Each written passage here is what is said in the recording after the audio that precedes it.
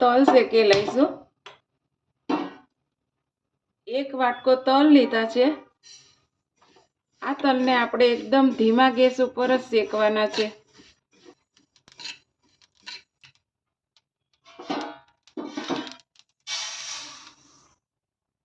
લાડુડી બનાવવા માટે હવે આપણે એનો પાયો લઈ લઈશું। 1 ચમચી જેટલું ઘી ઉમેરી દઈશું। ગોળ ઉમેરી દઈશું। ગોળ ઓગળી ગયો છે। આપણે ઓગળી જાય ને એટલો જ ચલાવવાનું છે।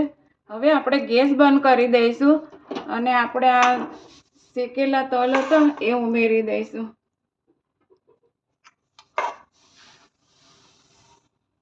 સ્વાદ વધારે આવે એના માટેથી મેં ટોપરાનું છીણ લીધું છે। 4 ચમચી જેટલું ટોપરાનું છીણ છે એ પણ ઉમેરી દઈશું। હવે આપણે આને સારી રીતે મિક્સ કરી લઈશું। મિક્સ થઈ ગયું છે। હવે આપણે એને થોડીક વાર ઠરવા દઈશું, પછી એના લાડવા બનાવીશું। થોડીક વરાળ ઉડી ગઈ ને એટલું આપણે ઠંડુ થવા દીધું છે। હવે આપણે આના લાડુ બનાવી લઈશું। સેજ ગરમ હોય ને ત્યાં જ બનાવવાના। આપણે જેટલી સાઈઝના જોઈએ ને એવડા એવડા લાડુ બનાવવાના।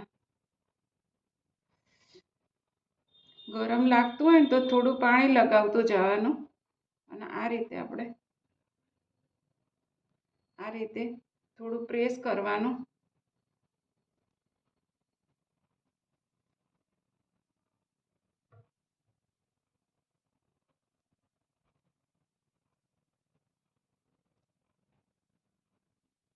આ રીતે આપણે બધા લાડુ બનાવી લેવાના।